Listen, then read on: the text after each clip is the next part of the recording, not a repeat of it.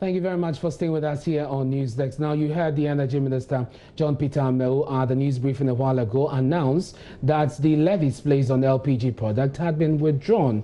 Now, this levy was announced by the NPA some weeks ago, and CPPEC raised concerns about the introduction of the levy, the legality of it, plus the propriety, because the NPA did not use the the required processes to do this. They also raised concerns about the need for such levy because the cylinder recirculation module had not yet been implemented. Now the Energy Minister says that had been withdrawn following a suit on this issue. Let's go on to the phone lines now and take the reaction of CPPEC. Duncan Amoah is Executive Secretary and he joins us. Duncan, there should be some good news for you.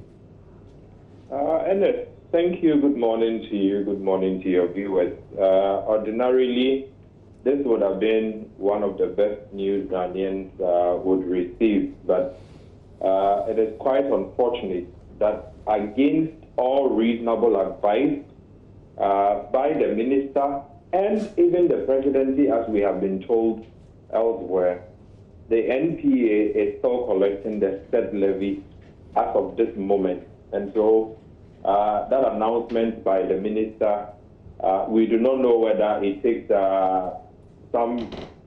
it takes effect subsequently or it will take effect tomorrow. But as we speak now, the said levy is still being charged by the National Petroleum Authority on every single kilogram of gas that Ghanaians are buying as we speak. If you take a look at a circular that they published yesterday, indicating what sort of prices that you would find on the market. The said levy is still in there quite paramountly, and checks with the LPG outlets and the marketers as of this morning indicates that the levy is still being collected as we speak. So it is quite shocking. Probably the minister has advised long ago, but as to the implementation or otherwise of this advice, we do think that the NPA has not complied. Well, we're going to make further checks on this. I mean, this was just announced a while ago by the Energy Minister. We're going to follow up to see when this should have taken effect or when it actually took effect to be able to make some conclusions. But assuming that this would take effect soon, how are we going to go about refund, for instance, because we know that some monies have been taken already? And so as we speak, our lawyers also took cognizance of the minister's statement and intend to even file a certain restraining order with the court, insisting that the NPA be restrained from collecting these monies further from Ghanaians. And then again comes the issue of refund. Persons who have had to buy LPG over the past 2 to 3 weeks since the levy was slapped on us.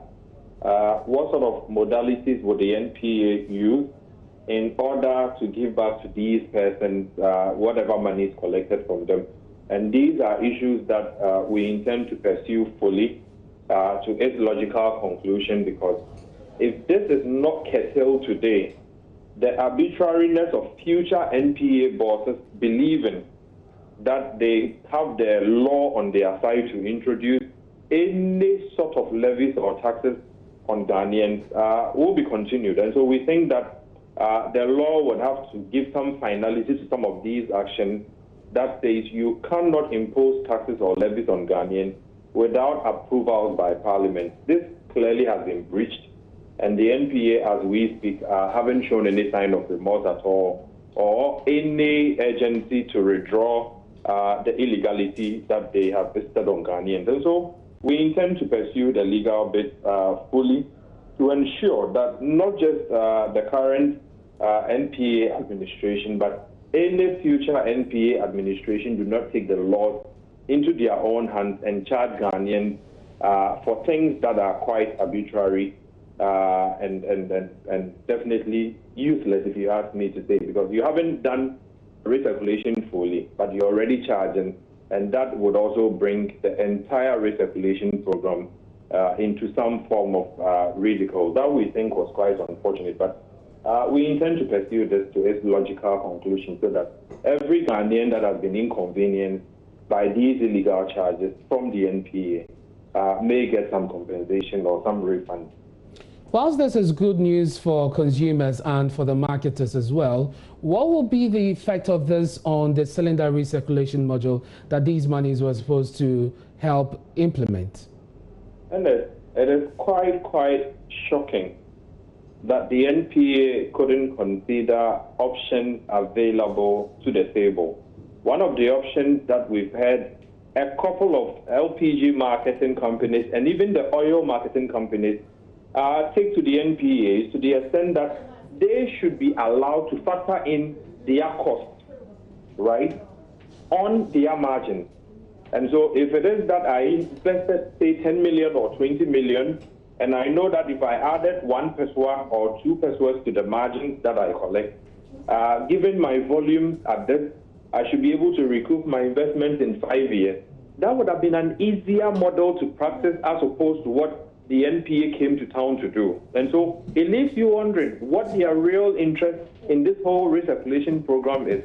I do think that the industry itself has got solutions to answers that the NPA is clearly not asking them for and is rather going to town. The recirculation program can still stand, it can still hold, but the implementation will have to be well thought through so that you do not just inconvenience consumers needlessly just to make money or rip them off, but you find an ingenious way so that the marketers themselves are able to, if it is 2-3 pesewas that they would add for their investments that they've put into the program, I'm sure that Ghanaians wouldn't have complained. But as it stands, it looks as though the NPA has a certain overbearing interest in the monetary aspect of the recirculation program, and that is quite scary, if you ask me. And Duncan Amoah is the Executive Secretary of the Chamber of Petroleum Consumers. And of course, we'll be following to bring you more on this.